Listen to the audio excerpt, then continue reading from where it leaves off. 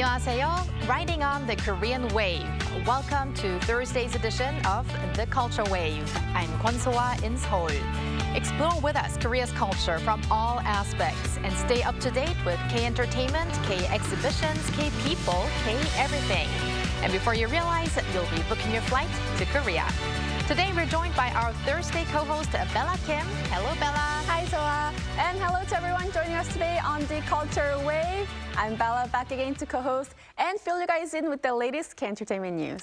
Right. We have K-enter news coming up regarding concerts, movies, and also music videos. Yes. But what's also coming up is in our Hallyu People segment, we're going to talk to a person who is kind of acting as a cultural bridge between Korea and France. Right. He is contributing a lot, spreading K-culture to the European country. Especially when it comes to literature. Right. So that is coming up, but before that, it's Bella time. Yes. We're going to kick off with K-Enter News. And the first Enter News that we're talking about today is going to be very good news for K-pop fans in China. Right. What do you have for us? Well, K-pop boy group EPEX is set to hold a solo concert in China next month, raising expectations that Beijing may be moving towards easing its tacit ban on South Korean entertainment. EPEX agency C9 Entertainment announced on Tuesday that the group will perform in Puzhou, China on May 31st as part of their Asian tour that kicked off in Seoul last December. EPEX's concert would mark the first time in 9 years that a K-pop group will stage a solo concert in China since 2016. Now, some of you may know, back in 2016, China had placed an unofficial ban on Korean culture and products in retaliation to Korea's deployment of the Terminal High Altitude Area Defense System SAT. And there have been signs of China warming up to Korea with K-pop singers opening small pop-up stores, fan meetings, and concerts. But a full solo concert in separate venue holds a great significance for the two countries' cultural diplomacy. EPEX are currently on their Asia tour that began in Seoul last December, and the next tour dates coming up are in Macau on May 3rd and in Taiwan on May 24th. Well, let's see how the cultural diplomacy between Korea and China will unfold from here on. Now, Bella, we're going to stay with K-pop, that is, and this time it is about a girl group that's receiving tremendous love on YouTube. That is right. The music video for 50/50's latest release, Pookie, topped the trending videos list on YouTube this Wednesday. The new song was just released on Tuesday, so it's very impressive that this happened just within 24 hours. The music video surpassed 3.7 million views the last time I checked, just before our show, and it looks like it will continue to soar. 50/50's third mini album, Day and Night, released on Tuesday, is about 5 girls' emotional journey to find their true identity as they face fear, confusion, and courage, breaking away from the world we live in. The new album features a total of 6 songs with double title tracks, Pookie and Midnight Special.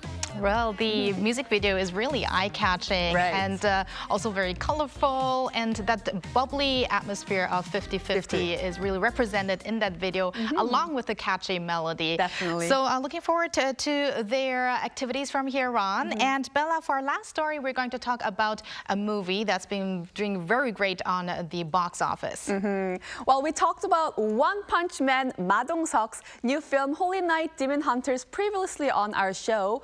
Well, it has topped the box office on its opening day on Wednesday, just before the upcoming long weekend here in Korea. According to the Korea Box Office Information System, the new film claimed the top spot with over 117,000 views on its opening day. And this is actually very impressive, as it got ahead of some big titles that are also playing right now in the theaters, such as Yadang the Snitch and The Old Woman with the Knife. Holy Night is an occult action film where the Holy Night team of dark fixers take on the forces of evil in a city plunged into chaos by a cult that worships evil. Under director Im Dae-hee, the film features Ma Dong-seok, Seo-hyun, and also Lee Da-wit. Well, I just watched Yadang last weekend, so now I know what I'm going to watch this weekend. Well, thank you very much, Bella, for those updates, and stick around. Will do. Now time to go over to our AI anchor, Ari, for other culture-related news. Ari, take it away. Hello and welcome to your AI guide to the latest cultural updates from Korea. Here's our top story. The number of foreign tourists visiting Korea last month reached over 1.6 million, surpassing pre-pandemic levels. According to the Korea Tourism Organization, that's 105% of the figure from March 2019 and an 8% increase from a year earlier. China topped the list of visitors to Korea last month with 417,000 arrivals, followed by Japan, Taiwan, and the United States. Notably, tourist arrivals from the Middle East and Africa exceeded 107% of pre-COVID levels, while those from Europe and the Americas reached 134%. The National Museum of the Annals of the Joseon Dynasty fully opened today, unveiling a comprehensive look at 500 years of Joseon history. The museum is dedicated to the Joseon Wangjoshiro, or Annals of the Joseon Dynasty, and Eige, records detailing the dynasty's administration and royal protocols. This marks the full opening of the museum about a year and a half after a partial exhibition in 2023. Located at Pyeongchang County in Gangwon-do Province, the museum houses over 1,200 artifacts from Joseon, including numerous national treasures. To commemorate the museum's full opening, a special exhibition will be held through July 13th, featuring around 40 artifacts that shed light on the history of the Odesan archives, where the Joseon royal records were originally housed. How about spending the upcoming golden holiday surrounded by lush green tea fields? The Bosong Green Tea Festival kicks off on Friday at the Korean Tea Culture Park in Bosong County, Jeollanam-do Province. Blending tradition with a modern touch, this year's festival features over 80 programs that offer a fresh take on Bosong's iconic green tea, targeting younger generations and the global market. The festival's signature event, the Grand Tea Party, returns on a larger scale this year, welcoming up to 500 guests. A special KT Culture Pavilion will also offer immersive experiences highlighting Korea's growing presence in the global tea scene. The festival runs through May 6th. That's all from me. Keep it tuned to the Culture Wave.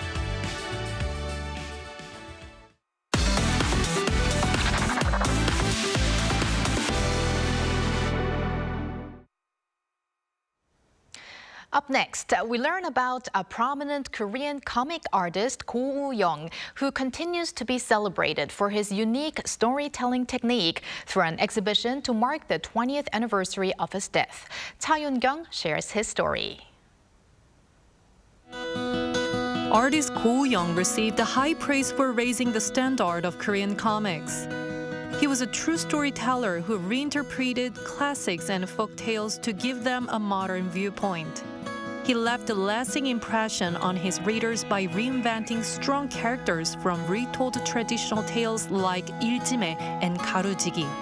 The Chinese classics, such as 삼국지 and Water Margin, were also reinvented through Koh's humor and art. We say that the history repeats itself.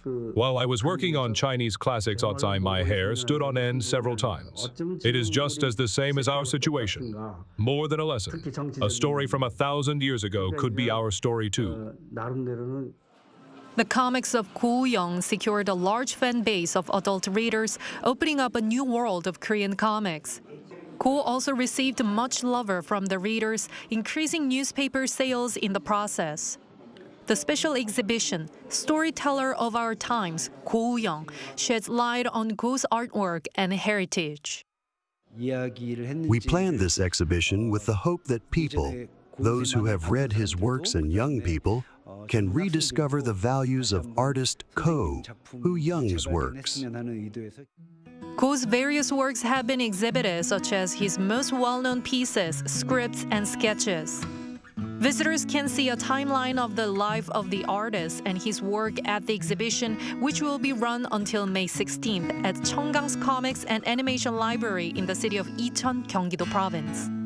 Cha Yoon-kyung, Arirang News.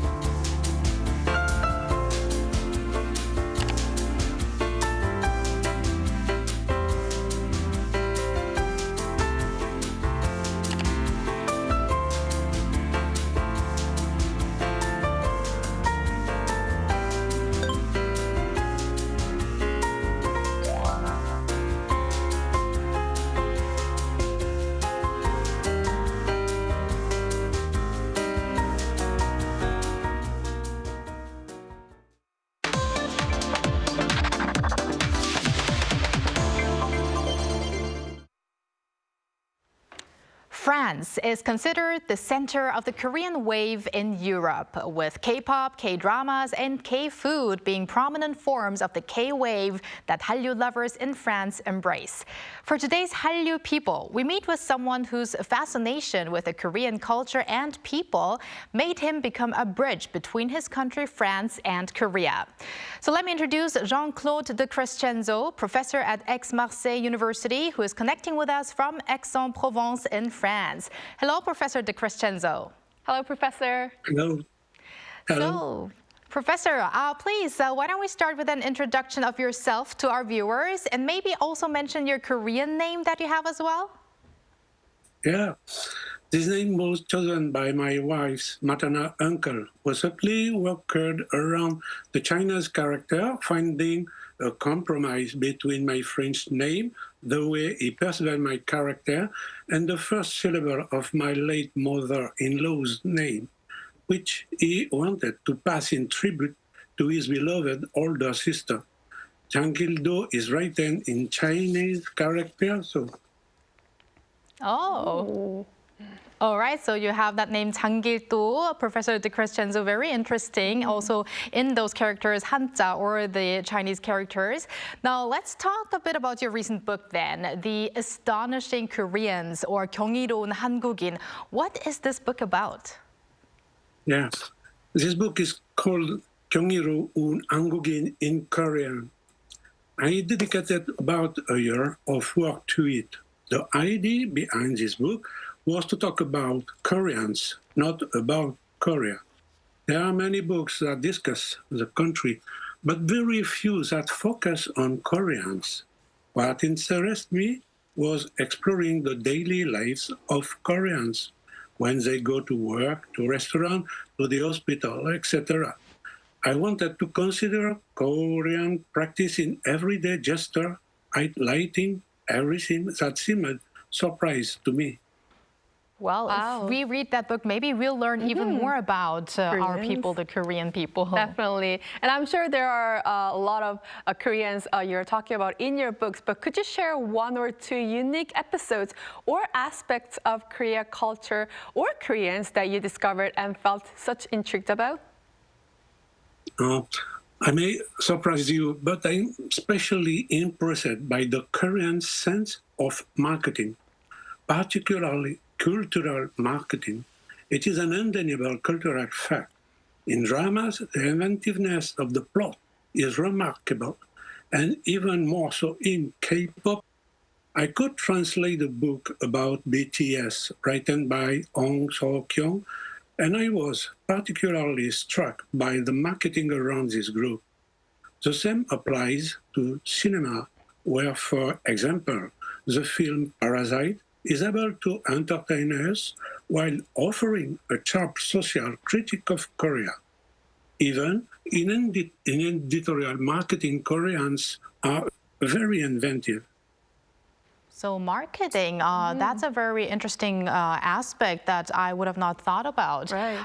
But Professor de Crescenzo, I'm very interested in this part here. You founded the Department of Korean Studies at Aix-Marseille University in 2003, I believe. So at that time, the Korean wave didn't really hit Europe or France. So what was your initiative back then when you founded this department?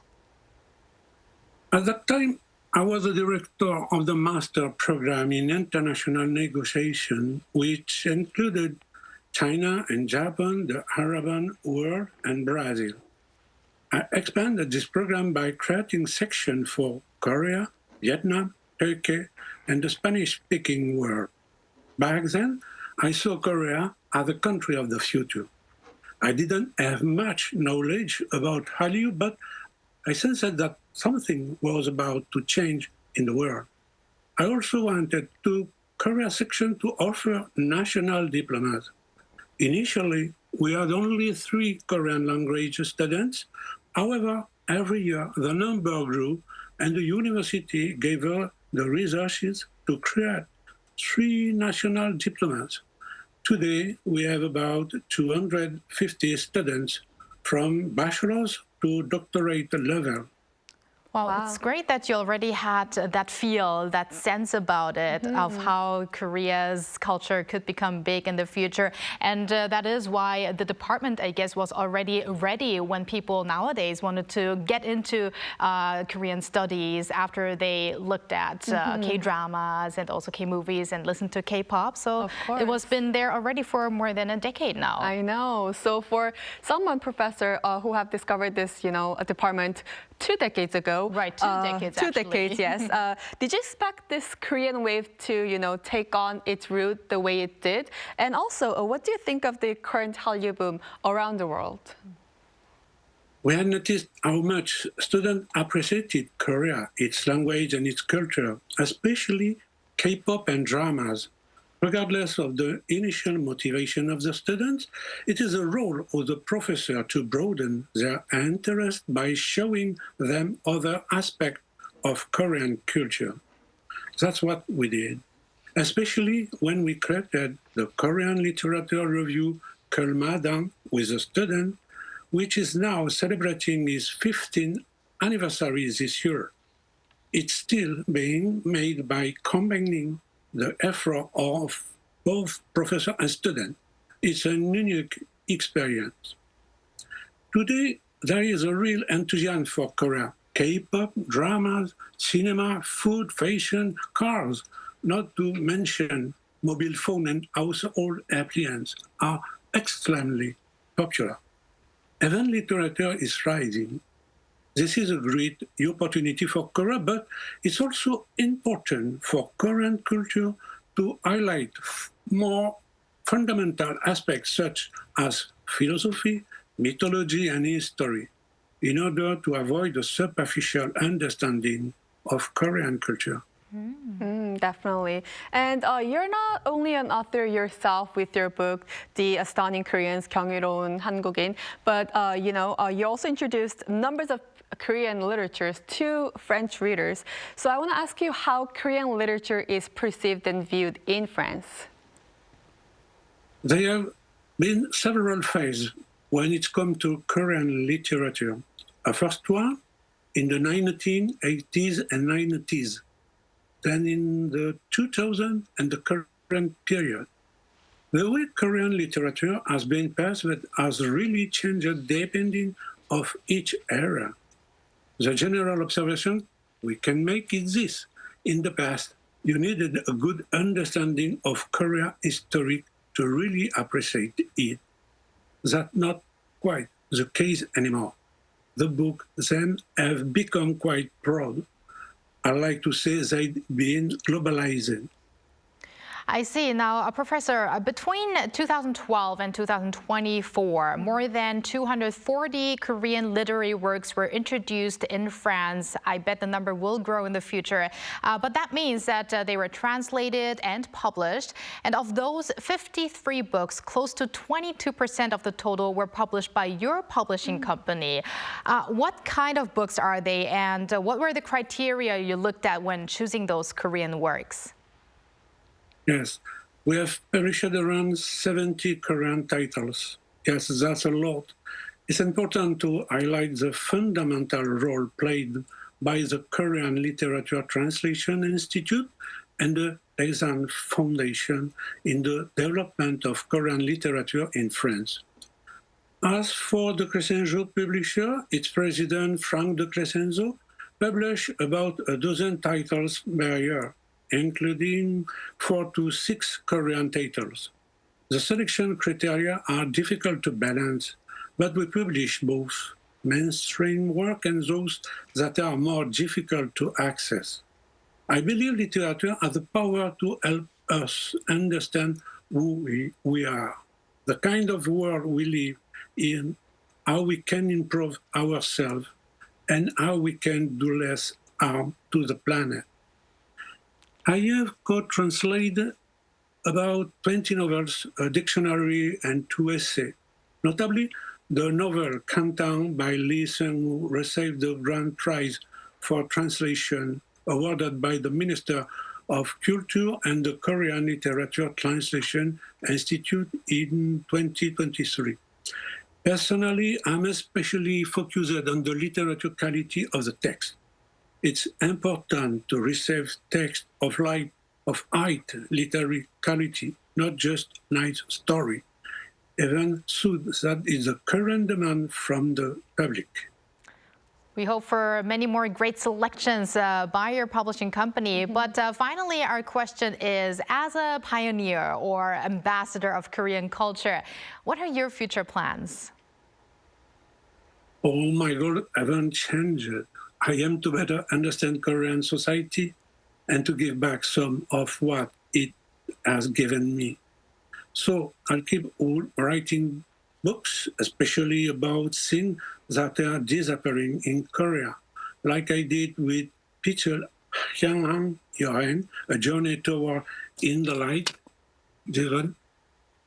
published by Pavilion and by the Crescenzo publisher. I also want to write more about contemporary Confucianism, and of course, I will keep translating literary works, especially poetry. Looks like you're going to be kept busy throughout the years, and we will look forward to more of your own books and also the translations. So thank you very much, Professor de Crescenzo, for sharing your story with us and also for raising the interest in everything Korean to people in France and beyond. Thank you. 감사합니다. 감사합니다. Merci beaucoup. And thank you, Bella, as always. We're going to see you back next time. Yes, I'll see you back next time. Thank you for spending the past half an hour with us on the Culture Wave, which too serves as a means to provide you with Korean culture from all aspects, no matter where you are.